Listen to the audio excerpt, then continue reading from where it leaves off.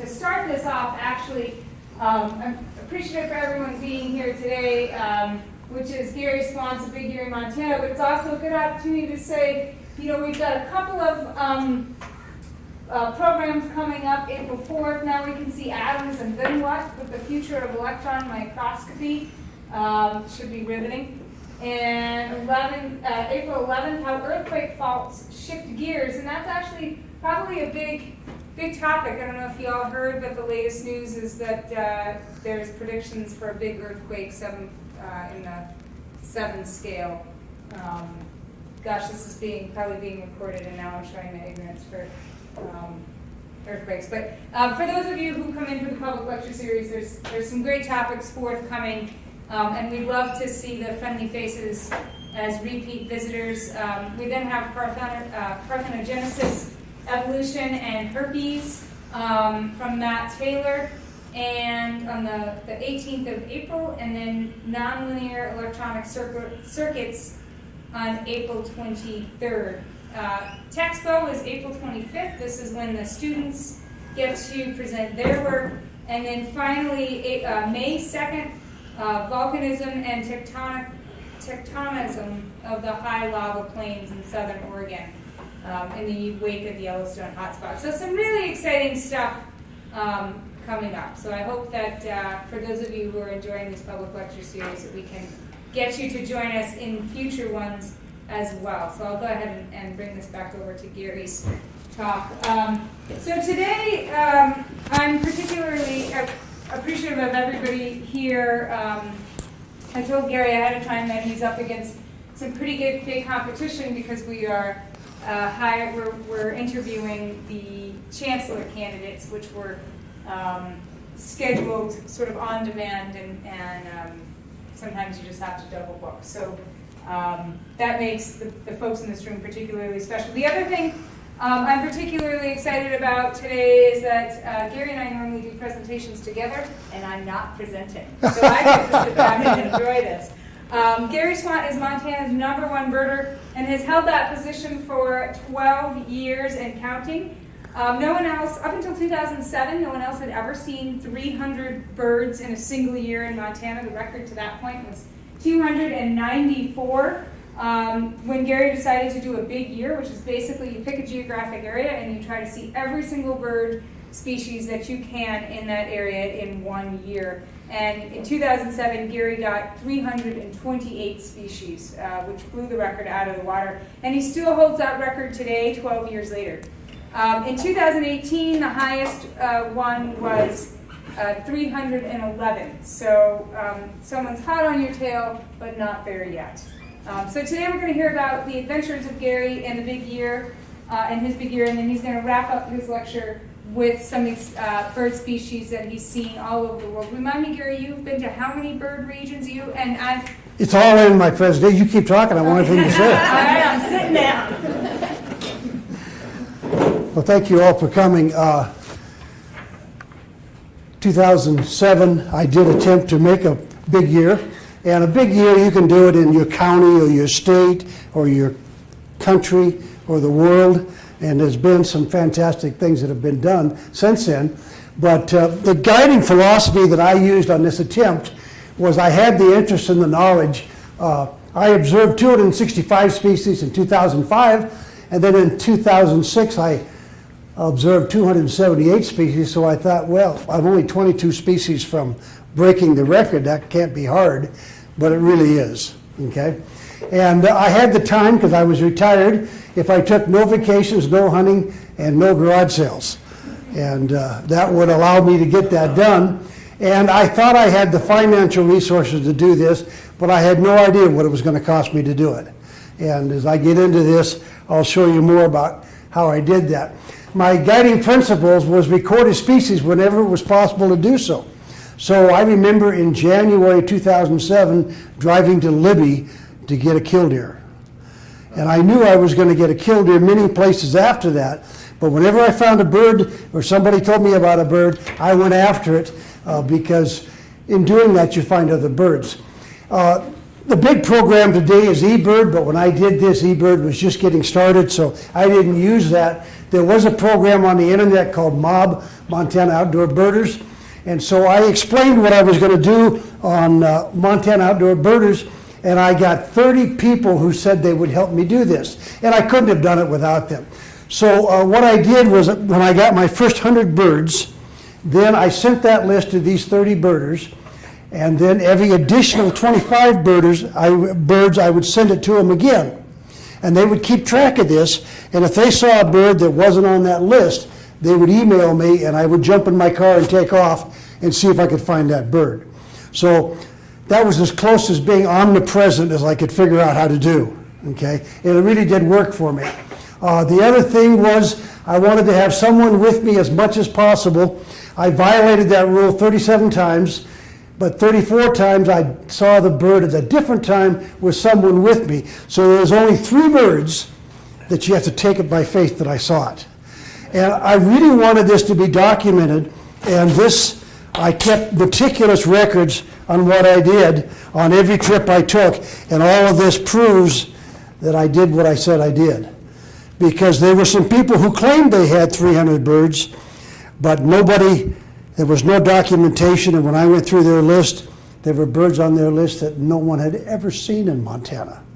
So we just weren't sure that they did that. So, and my wife had a rule. Make sure you reach your goal of 300, because she didn't want me to try twice, okay?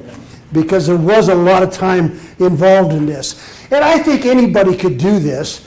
You just gotta have enough fire in your belly to get it done. And most people run out of fire in the belly about June, okay? And I kept it up till the end.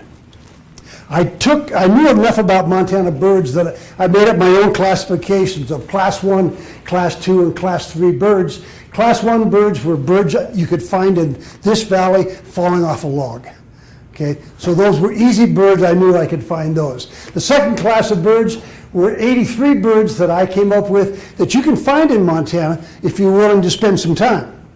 And then there was 161 birds that are really difficult to find. 120 of them had only been seen 20 times in the state.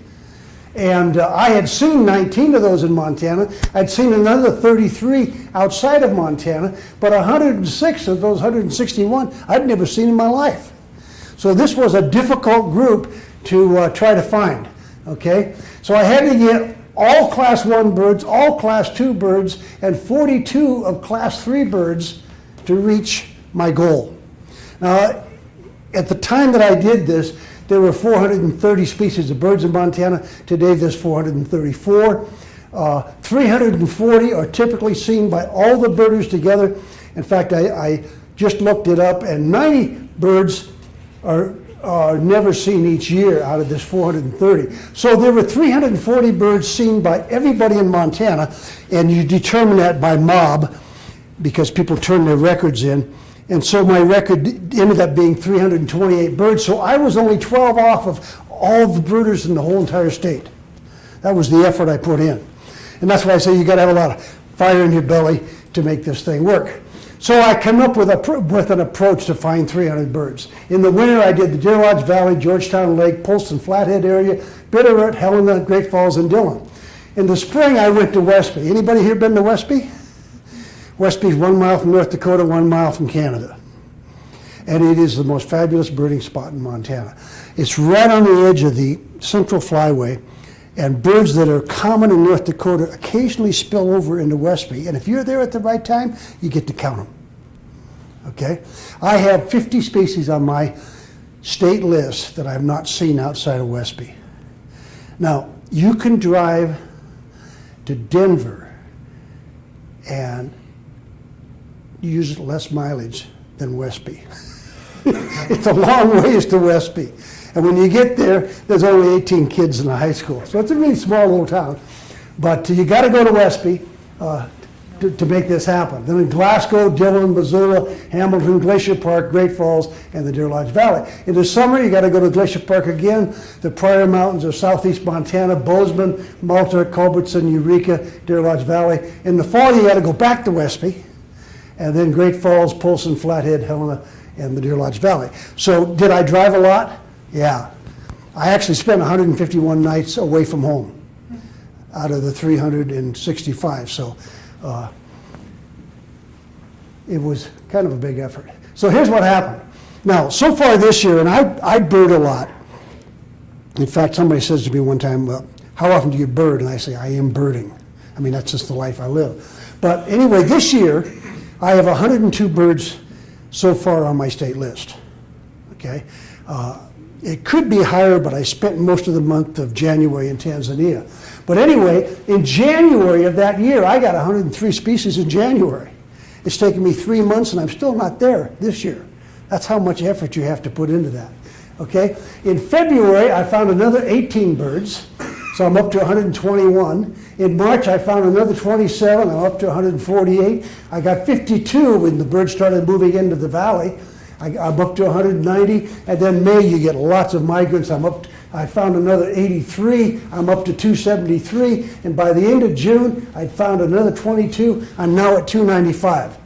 I've already broke the record that's here in Montana. So I was pretty confident that I was going to break the record. Well, I love kind of statistics, so I wanted to kind of figure that out. I did 19 days away from home in January, 11, 16, 12, 15, 18. In January, I drove 3,329 miles chasing birds. In February, March, April, May, June, in the first 6 months of the year, I drove 15,619 miles chasing birds. Okay? And if you're not a birder, you're probably going to think I'm a little crazy. All right? Then, that came out to be 32 miles per bird in January, which isn't bad. But see, I got a lot of birds in January. In February, I had to drive 107 miles per bird. March, 120 miles per bird. Then I didn't get a lot of birds here, so it wasn't too bad. And then, I went to Westby, which is a long ways away, 164 miles per bird. But it turned out for the first 6 months, I only drove 54 miles per species, and it only cost me $8.12 per species. And if you want to multiply that times 195, you can figure out how much money I'm spending. Okay? Gary, will you balance my checkbook for me? Yeah, right. Okay, so reaching my goal of 300. Yeah, my wife just taught me how to do that. I've never done that before. Bird number 296 was the spruce grouse in the Deer Lodge Valley. Bird number 297 is the flammulated owl. Flammulated owls, if you know anything about them, they're high elevation owls that like ponderosa. So we went down to the bit of it where we thought we knew where some were. And at 2 a.m. in the morning, playing tapes, after we'd hiked 4 miles into this area, we finally heard one. So that was bird number 297. Then I went to Glacier Park to get the last 3. The white-tailed ptarmigan could only be found in Glacier Park, and I got that. And then the boreal owl could only be found in Glacier Park, 299. And then number 300 was a black swift, and my wife and my grandson were with me when I got the black swift. Did I make a mistake, Laura? Yeah, that's a boreal chickadee, not owl. Oh, did I say boreal owl? Yeah, boreal chickadee. What's this? Anybody know? Carbons. Huh? But the grouse. Yeah, it's a grouse. What grouse is it? You haven't taken Stella's classes yet, huh? You couldn't get through Stella's classes with that. That's a spruce grouse, which is, you can only find basically in high mountain areas. So anyway, number 300 was a black swift. So I said to my wife, so what should I do? And she says, don't tell me that. You're going to keep birding. Okay? And so that's what I did. I continued to bird. I broke the record in early July. Actually, I think it was July 4th to July 5th. And then I had to come up with a new strategy. So my new strategy was, if a bird came up on Mob, somebody posted a bird on Mob that was a rarity, I went after it, regardless of where it was in the state. So in July, I added 11 birds, but it was 306 miles per bird. Okay, so it's getting kind of high. In August, I only got one. I only made one trip, 307 miles per bird. September, I got 14 birds, but it was 321 miles per bird. October, I got 3. November, I got 3. And December, I got 1. So you'll notice my miles per bird is getting pretty high because I'd seen all of them. Okay? And so I ended up with 328 birds in December. Surprisingly, the last bird was 11 miles from home. But I had chased all kinds of birds trying to find some. So trips per month, I did 18 in July, 11, 3, 13, 3, and 3. My total was only 6,546 miles now because, I didn't have as many birds to chase. But you remember before, my miles per bird was 54, now it's up to 198. And my cost went from $8 a bird to almost $40 a bird. But that's cheap because I just scheduled a trip to Antarctica and I divided the cost of that trip into how many birds I most likely will find. And it's running about $500 a bird. Okay? So, you can buy snowmobiles or chase birds. It's whatever you want to do, I guess. Okay, so in summary, Class 1 birds, I found I had 173 birds in that class, and I found 173 of them. My Class 2 birds, 83, I found 82. The bird I couldn't find was a northern hawk owl. I got it the year before, and I got it the year after, but I couldn't find it that year. And it's only found in Glacier Park in some remote areas and not every year. Class 3 birds, there's 161, I needed 46, I got 73. So I hit my goal. So total birds seen with 328 species. As Stella said, the old record was 294. Unpublished, undocumented records before I hit 328 was 304 and 307. In 2007, 342 species were recorded. I found 328. In total, I drove 24,003 miles in 141 trips, okay, to set this record. And if you take the whole year, my miles per species was 73 miles per species, and I spent $10.59 per bird. That was for mileage, meals, and motels. So I spent $3,400 to accomplish this goal, okay? I added 21 birds to my Montana list, and I added 6 birds to my life list. Do you guys know what a life list is? A life list is a bird that you've never seen before that you can add to your growing list, okay? My last bird seen was a rusty blackbird, and that was 11 miles from where I live. So, would I do it again? Absolutely not. I don't have the fire in the belly to do it again. Now, if somebody got 329, I'd probably rise to the occasion. Okay? But I just don't have the fire in my belly to do it again. It was a lot of work. Future birding goals. Okay, these are some goals I've set. I set to find 375 birds in Montana. And as I said, there's 434. And actually, I kind of hold the record at 370 in Montana, but that's on eBird. But there is a gal by the name of Helen Carlson who lives in Billings, and she's in her late 80s, and she's got over 380.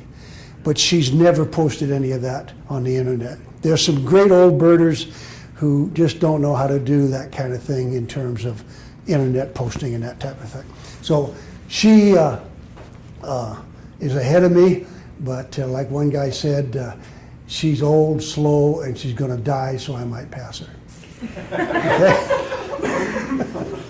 So Stella, technically, he's not the #1 bird. Well, that's okay, I stand corrected. Yeah, but I do hold the eBird record, and I do have the most birds in 1 year in Montana, so whatever. So I set a goal of 650 species in the ABA area, and that's the American Birding Association has developed an area north of the Mexican border and into Canada. And I have 649 right now. One bird I don't have that I would love to chase is the California condor. And I just have not run into that bird. Has anybody seen the California condor? In class today? Yeah. Class today? You had one in your class? No, me. Then, years ago in 2007, I set a goal of having 1,400 bird species in the world. I now have 2,319. So I far surpassed that record. And then, so as soon as you get a record set, you got to set another one.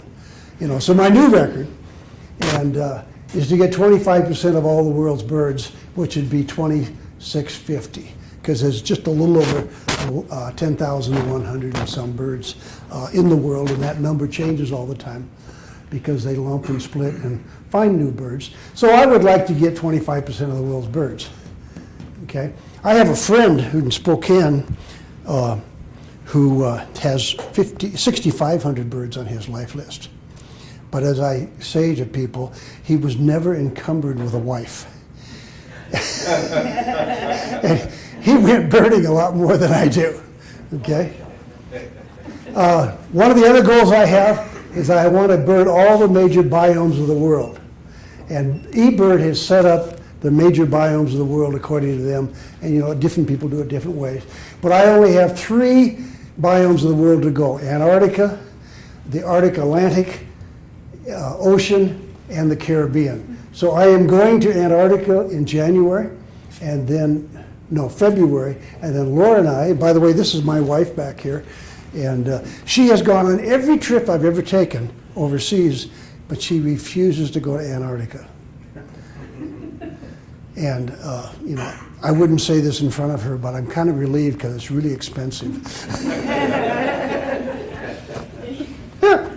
And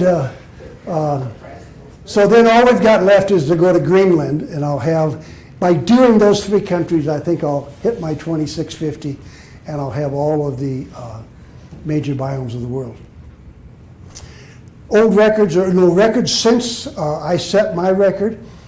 In 2007, there was a documented 305. In 2016, there was a documented 300. And as Stella said, in 2018, there was a documented 311. A couple things have to happen in order for you to beat my record. There's got to be some unique birds that come into the state, and you got to find them. And I don't really pray about it, but I think about it. I kind of pray that, Lord, don't let those birds come. No. It's fine if somebody breaks my record, but so it's just, it's just been a lot of fun to set these goals and enjoy doing this. Before I go to the next section, anybody got any questions about what I did? To document a bird, what do you have to do? Well, you'd love to say you photograph every bird, but you don't. You don't have time to photograph every bird. Photographing birds takes a whole lot of time. I put a lot of birds on there that I photograph just to make it entertaining, but you try to have somebody with you who agrees with you. And what I did in here was I had the list of every bird in Montana, and then I have the time or the date that I found it, and then the location, and then the verifier. And so these people signed off, yes, he did see that bird. Okay, so that's how I verified it. And like I say, I violated that 37 times, but later on, 34 times, there were people with me, and I went back and had them sign that. So if you didn't believe my record, it would be 325 instead of 328. Are there pictures you go by to identify a bird? Well, yeah, there's a field guide. And when I first started birding years and years ago, I packed a field guide. Now I have a field guide in the truck, but I rarely use it because I've just seen these birds so many times that I just know what they are. And sometimes you can have fun with people. You can say, "Oh my gosh, there goes a double-crested cormorant," and they go, "Wow, how can you tell it's a double-crested instead of a red-faced?" Well, there's only one cormorant in Montana.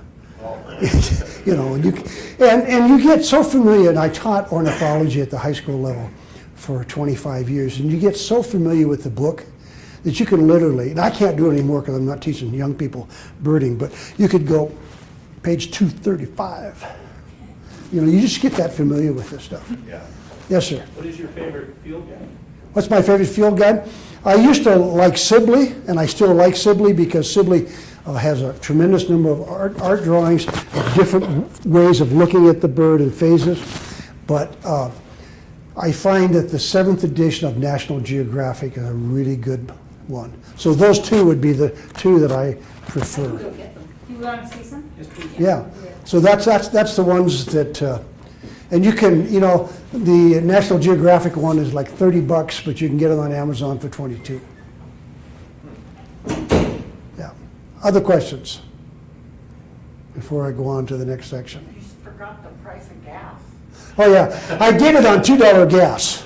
Oh. Yeah, so you know that might help me keep my record for a while So those too. years where gas was almost $5, people were not trying to get a big No, unit. no, they weren't trying to get a big year at all when we did years like that. Any other how many of you go birding? A couple. How many would like to go birding? Well, yeah. Well, you know, it's a great sport. It gets you all over the place. I mean, I know every back road in Montana only because we bird, and we've birded in 27 countries. And it's just a great excuse to go places. It's a total waste of time, but you know, here's what's going to happen. You know, I put all this effort into these, and I have lists for there's my, see, when I was teaching, I never used notes because I could never find what I was looking for. But I have, you know, this is 300 species documented in Montana, and I have lists for every area I've ever birded and everything, and I know that after I die, somebody's going to pick up all that stuff and say, what is that? Out the window it'll go, you know, and you know it'll represent big bucks.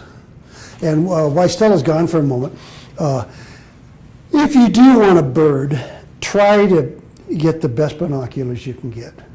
Okay, I mean I see people on expensive bird trips, and you look through their binoculars, and it's like looking through the bottom of a Coke bottle, you know. So try to buy the best pair of binoculars you can afford. I use Swarovski. You can't afford those. I would, you know, I mean, if you're really going to get into birding and be serious about it, a good pair of Swarovski binoculars like I use, they're 10 by 42s. They're $2,700. But you can get Vortex, which is a good glass, for $600. So if you're looking at getting a good glass, $600. The other thing you need, besides a pair of glasses, is a field guide. And Peterson's a good, yeah, Peterson's a good field guide. The ones you want, this is Sibley, and this is the small Sibley, and this is the big Sibley. And you know, the way to do this is to go out with people who bird. That's the way to learn, is to go out with people who bird. And then this is the one that I would recommend, and this is the 7th edition, okay? So you need a field guide, you need a pair of binoculars. The other things that I take with me is I have a little notepad that has this book in it so that I can play the songs, and I have a Bluetooth speaker that I hook onto my vest. And if I think I've seen a bird and it's in the brush and I can't get it out, I'll play its song. And then, particularly if it's a male, he'll come out and say, "You're in my territory." I go, "Excuse me, I just wanted a good look. I'll leave you alone." You know. So a notepad, and typically these bird guides on the web that you can download are not expensive. They're $10, $15. And then if you really get involved in it, you probably should get a scope and a tripod. So if you got a scope and a tripod, a pair of binoculars, a notepad, or you can put it on a smartphone and a Bluetooth speaker. And sometimes I'll do this. I'll take my Bluetooth speaker and I'll set it over here, and then I'll go over here so I don't spook the bird, and then I'll play it and he'll go to the speaker. And then that way he's not as stressed. And you shouldn't play him too much. As soon as you see the bird, you know, quit. Because he's being stressed as a male in his territory, and he's upset about it. I was going to just quickly quickly explain, because I'm happy to pass these around. And what I like, the reason I brought these three is that, we started as the pocket guide, and you could literally put it in your back pocket. But the more and more information that you need to these guides get bigger and bigger. So this is sort of the evolution of the field guide, and they used to be even smaller than this. But that's all the same brand. And then sort of the same thing, Sibley came out, and this was a landmark change in the way we bird. This is a description. That was a huge improvement. Huge improvement at all different types of illustrations, but you couldn't take it with you. And then suddenly people did, so Sibley came out with a smaller one. You still can't put it in your pocket. And this really became the evolution, even though Peterson did east versus west birds, Sibley really made it popular. And then the other birds, so that was sort of the change there, and then Peterson followed with the sort of increased the size. This one is a great, if you need like a coffee table book to really just see the birds, to sit down and learn and read them. Getting a bird encyclopedia tells you more about behavior and habitat and food.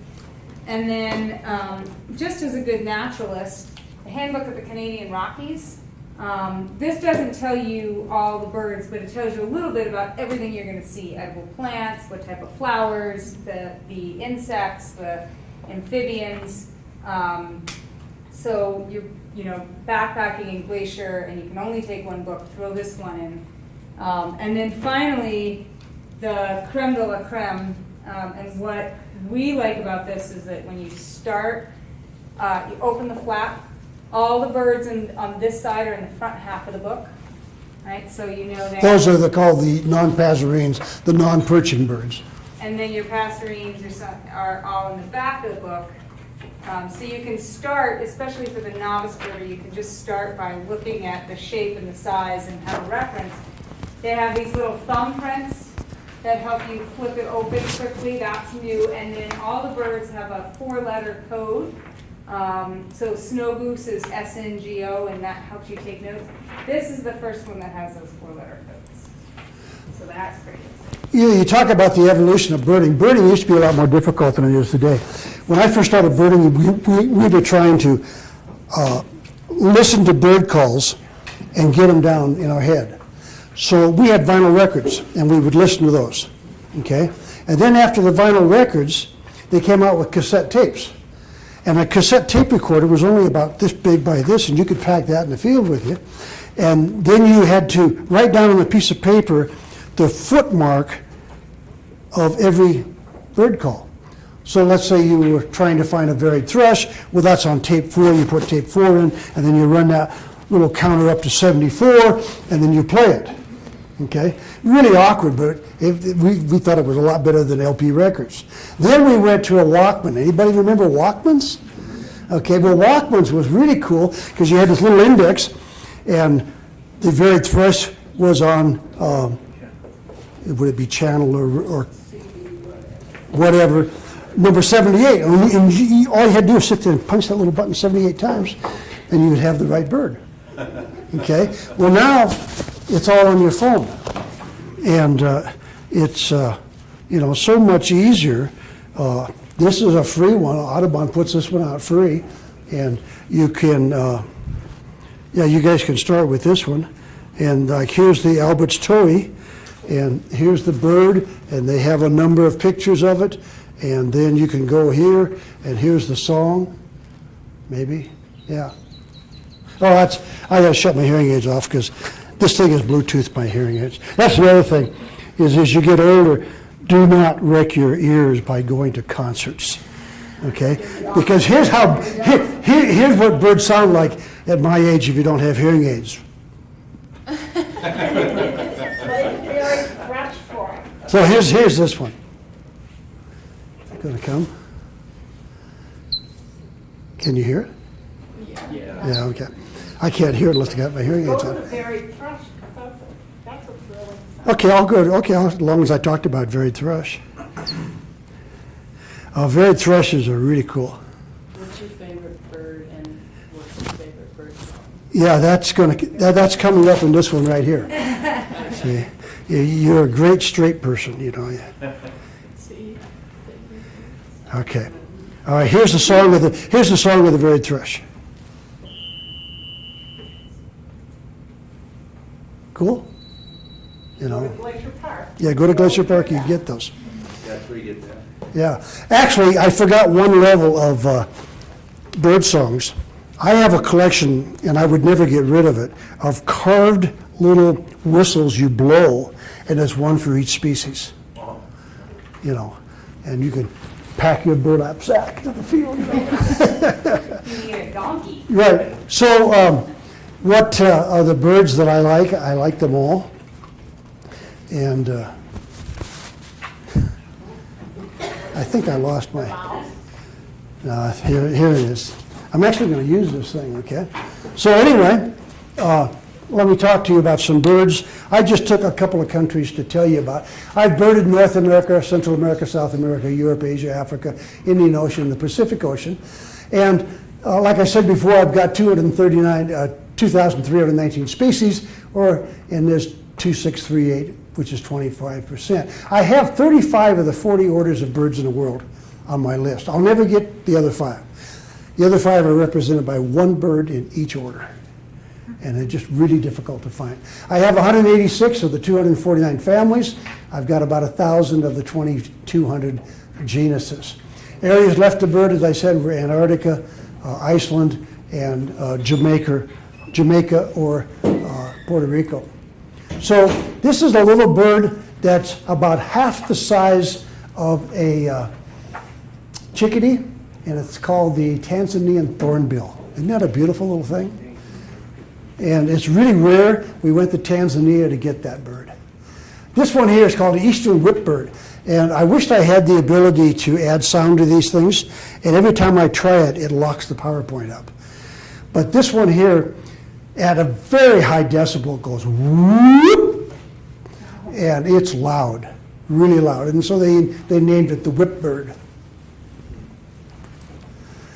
This is a little bird that's also in Australia called the spotted peridottle, and they are only found on about 5 hectares of the Earth's surface. And one woman found them on her property, and her life goal is to keep this little population alive. But it's a beautiful little bird. If you go to Belize, this is the barred anti-shrike. This is the male, this is the female. Really lots of difference in birds. This is the colony, I could never say that word. Aracari. Cool looking bird, huh? Cool looking bird. And this is an ahinga in Belize. If you want to try a country other than the United States to bird, Belize is close, it's English speaking, and they use US currency. It's a great place to go for a first attempt at a foreign country. Kenya, this is the African jacana. You see how big his feet are? They walk on top of the lily pads. And the colloquial name for this bird is Jesus Christ bird, because he walks on water. This is the great blue turaco. This bird's about that long. Huge bird, beautiful bird. I love the weavers. The weavers make extensive hanging baskets of all kinds. When we were in Tanzania, there's a cuckoo who lays eggs in this particular weaver's nest. So what he builds this nest, it's only about this big, but then he builds a tunnel that goes out of that and drops down 3 feet. And that cuckoo can't get up that tunnel to get in there to lay an egg in its nest. This is probably the world's ugliest bird, the Malibu stork. Isn't that ugly? Cute? I don't know. 6 feet tall. Yeah. This one here is a really cool bird. This is the common poto. Do you see him? He's right here. His camouflage is to sit on a stick and take the shape of the stick.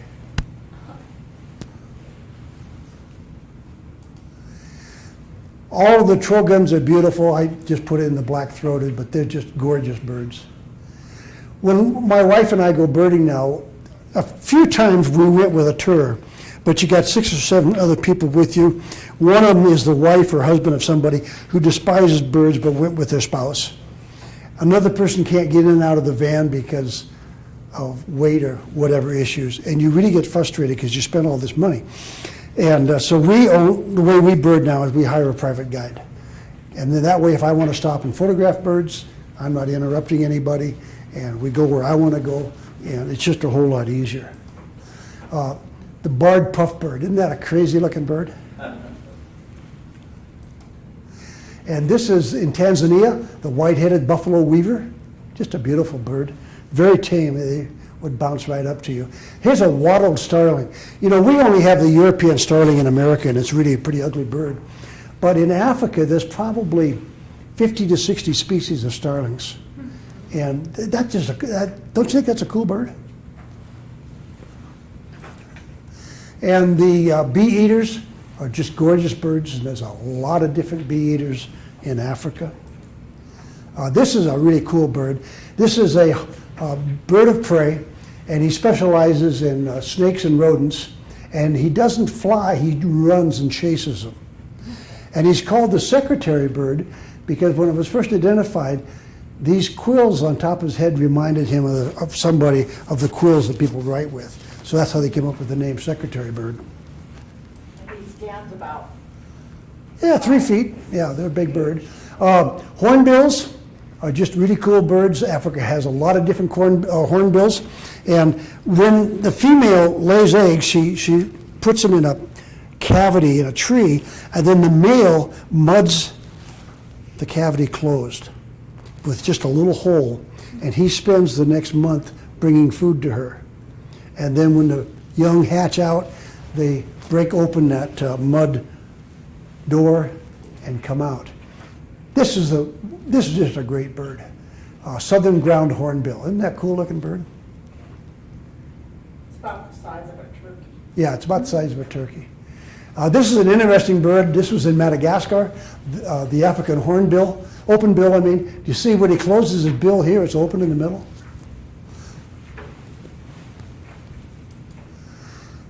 This is a comb duck. This is a male. He's got this big comb sitting on the end of his bill. Madagascar cusharel, they're about like that. Just a huge bird, and they're a rodent eater. And then we got Montana. There's really nothing much more cooler than a dipper. You know, when they stick their head in the water and eat insects under the water. And then the shrikes are really interesting birds. They used to be called butcher birds. Do you know how these birds work? They'll kill a sparrow, and then they'll take that and they'll fly to a thorn bush and they'll impale that bird on the thorn bush. And then it sits there and rots for a couple of days, called tenderizing. And then they come back and eat it. So the early name for this bird was butcher bird. Surf scoters, or scoters in general, are really interesting waterfowl. They've got huge bills on them. This is the female, this is the male. You can see these at Silver Lake. This bird is just moving into Montana. I took this photograph at Lewis and Clark Caverns. It's a tiny little bird, a blue-gray gnatcatcher. Here, when you say it's just moving in, you mean seasonally just moving in, or with? No, it's an Arizona specialty, and they're moving north. We first found them in Bear Canyon south of Billings, but now we've got records at Lewis and Clark Caverns the last 2 years. So it's a bird that's advancing into the state. This is a non-breeding male, and this is a breeding male. Isn't that interesting? Of a horned grebe. I could tell you, if you guys had another 14 hours, I could tell you some interesting things. One of the trips we went on was in this boat right here. And in Madagascar, they've never discovered docks. So we were loaded into an ox cart and taken out into the water to the depth of where the boat could come in. And then they started loading this boat with all kinds of stuff, and the boat kept getting lower and lower and lower and lower in the water. And then when we went to go, and it was a blue sky day, you can see how blue sky it was, they started handing out rain jackets. And I thought, what's going on? Told us to put them on. Told them to put them on. I said, what for? And they said, you'll find out. Well, that boat was so low in the water that when it took off, it would go kaboom, kaboom, kaboom. And every time it would hit, gallons of water would come over the front of the boat and soak you. And then there's two guys in the back of the boat. It's not a very big boat, but there's two guys sitting back here bailing just as fast as they can bail to keep this thing from sinking. And my wife turns and looks at me and says, "You've pushed me as far as I want to go." This one here was in, well, I can't remember where we were, but this is a little Renault car that's built in France. And when I got in the car, the guy said, "Well, we got to go to a gas station." And the gas tank was a 2-liter Coke bottle sitting between the two front seats. And he said, "Have you got enough money to fill the tank?" And I said, "Yeah, I can fill that." And so away we went. Here's another trip we took with an ox cart. On this particular trip here, we were going after this bird here, the long-tailed ground roller. And the long-tailed ground roller is so specific in its habitat that it's only found in a very small part of Madagascar. So we took off and flew by plane. We got out of the plane and then we drove by Land Rover for a long ways. And then we got in an ox cart and rode a half a day in an ox cart. And then we had to cross a lake in a what do they call those things with the outrigger? Yeah, catamaran. And then we walked the last piece. And when we got to where these birds were, there's 5 guides sitting there waiting for people to come. And we got there late in the day. And so all 5 guides said, "Well, can we split the fee?" And the fee is $5. And I said, "Yeah, you guys want to split the fee, you can." So they went out and herded this bird into us. And we got the bird. And you know, it's so fun when you do this kind of stuff because it's really adventurous. When you fly in Africa, when you go to land on a runway, you got to buzz the runway 3 or 4 times to get the gazelles and the elephants and everything off the runway so you can land. You know, and then on another trip that we went on, we all got on the plane and the stewardess comes down and she's counting heads and she's counting the manifest. They don't match. So she goes and gets the pilot and he says, he counts the manifest, he counts the people, and he says, "Yep, we got too many, let's go." You know, away we go, you know. And I mean, it's just so loose and so fun. Amazing. This is probably one of the funnest trips we took. This is the helmet vanga, which is found in a remote part of Madagascar. In fact, my grandson was with me on this trip, and the genus on this bird is Talus, and he was so impressed with this bird, he just a year ago had a son born to him, and he named him Talus after this bird. But on this trip, we went into a very remote part of Madagascar, and we got our guide, and I said to the guide, "What's our chance of getting this bird?" He says, 90%. I said, "Great, because I really want to see this bird." So after the first day, we didn't see it. I said, "What's our chance tomorrow?" 50%. So we hunt all day long, and we can't find it again. And the next day, I said, "Boy, you know, this is next to the last day. What's our percent?" He said, "Man, 30?" I said, "Okay, let's go." So that day we hear them up on the mountain, and we go to the top of the mountain, and then they're at the bottom of the mountain. And then we go back to the bottom of the mountain, and we just catch the bird for about a 4-second glance. And he says, "See, 90%. You know, and What were the conditions of the mountain? huh? The conditions in which you were hiking? Oh yeah, you know, there's I no. was not there. Yeah, Laura didn't go on it. There's no trails, it's humid, it's about 100 degrees, and I was really getting exhausted, and I did not think that we would ever find that bird. On this trip here, we were late getting there. This is an old Russian military vehicle, but when we got to this resort, the proprietor was really concerned because we were so late he thought something had happened, and we were the first Americans to ever go to that resort. So, you know, you can just have some tremendous experiences if you want to take the time to chase birds. And, you know, and people can say, "Well, yeah, but I don't have that kind of money." But I see people buying side-by-sides for $16,000, $18,000 and snowmobiles for $10,000, $12,000. And you have to decide what is more important to you, experiences or stuff. And if you think it's experiences, as you guys get older, do some of this stuff. However, I will say this. We didn't do any of this until we got rid of the kids. Okay? They took all of our money. So any questions on this?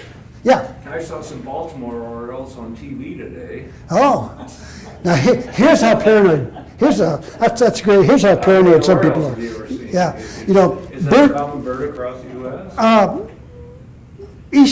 east, there's some, Orioles are all in the east? no, there's the Bullock Oriole here. Eastern Montana has the Baltimore and the hooded. Oh. But birders love the list. I should have brought my notebook, which is really thick with all my lists in it.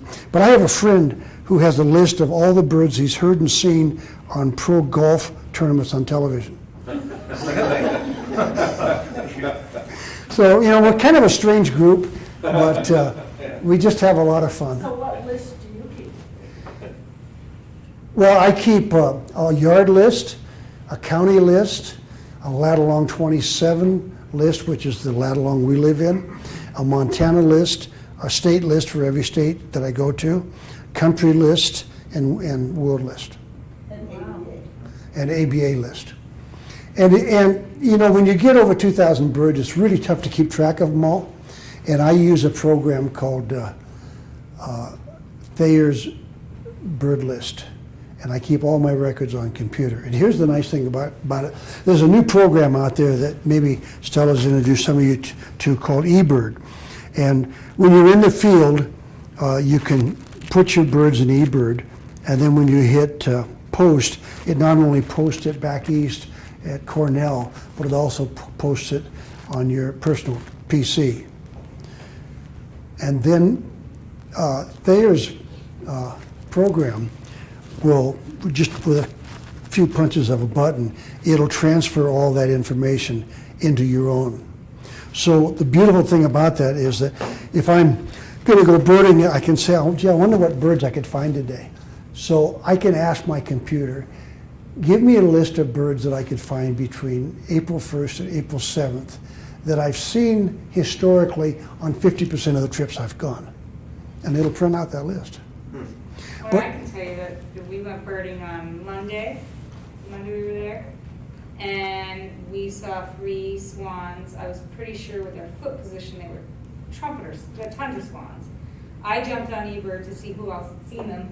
Maggie, who we've only met a couple of times, Maggie's name popped up, so I jumped on Facebook and I said, hey Maggie, tell me about these birds that you saw. And we have this conversation about, are they trumpet or are they tundras, because they don't have the little yellow spot, but their feet were over here. Now we have to get Gary, we should put some money on it. I've got pictures. Okay, we'll look at it. And but that's, so now we're having this conversation, and I jump on eBird, and that's who, you know, oh, I know Maggie, what do you think, you know? See, it used to be that trumpeters were so rare that the way you told trumpeters from tundra was that trumpeters had red bands around their neck. But that's no longer true, because trumpeters have really bounced back, really bounced back. I was interested in what you knew about hummingbirds. I lived in Las Vegas about 9 years. In our little courtyard by our house, we would have a hummingbird come in and make a nest every year in a small little tree we had there, and she'd lay eggs there. There was always a couple of eggs.